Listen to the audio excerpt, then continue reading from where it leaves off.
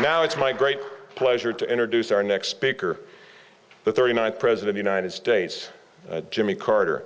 President Carter, of course, as I mentioned earlier, and as we all know, signed the Alaska National Interest Lands Conservation Act in 1980, which protected more than 100 million acres and 26 rivers in Alaska, and including expanding and establishing the name of the Arctic National Wildlife Refuge.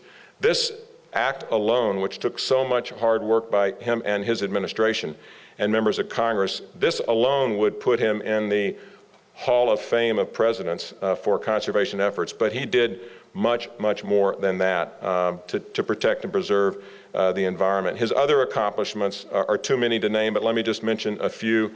He established the Department of Energy in 1977 with a key goal of finally developing an energy policy for this nation that included alternative and clean energy. You all will remember that he put solar panels on the roof of the White House, which was a seemingly radical act then, and a subsequent president took them off, but they're back on. I think they're back on to stay, Mr. President. He led the effort to get the first fuel economy standards for vehicles. He signed the Soil and Water Conservation Act. He got through the Surface Mining Control and Reclamation Act, the Antarctic Conservation Act, the Endangered American Wilderness Act, and the Superfund Act. What a list of achievements, Mr. President. Thank you for all of that. As president, he didn't spend all his time in the environment, although it sounds like it, because there was enough that was accomplished, but he did many other very important things, including the Camp David Accords, the SALT II Treaty, the Panama Canal Treaties, the creation of the Department of Education, and improving diplomatic relations with the People's Republic of China. But if he had a distinguished time as president, in the 30 years since he's been president, he has really set the bar for the impact that a single human being can have, much less a former president, as a citizen of the world. And from the Carter Center to the Habitat for Humanity to the work he's done on behalf of international peace. He just got back from the Sudan, where he was telling us about the efforts there to have a free and fair election so that the people of Southern Sudan can self-determine their future. It's astonishing what you've done, Mr. President, on so many fronts. The Nobel Committee recognized that in 2002. They recognized your lifelong commitment to human rights, the alleviation of human suffering, the peaceful resolution of conflicts, and fostering freedom and democracy. And this is the quote from the recommendation.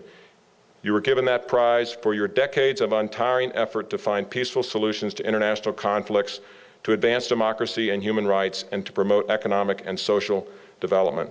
Mr. President, we're so honored to have you here. Thank you for your leadership for the world, and especially for helping us celebrate the Arctic Wildlife Refuge. Please join me in welcoming President Jimmy Carter.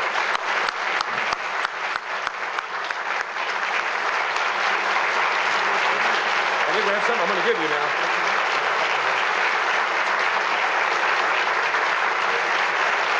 Just stand out right here. All right.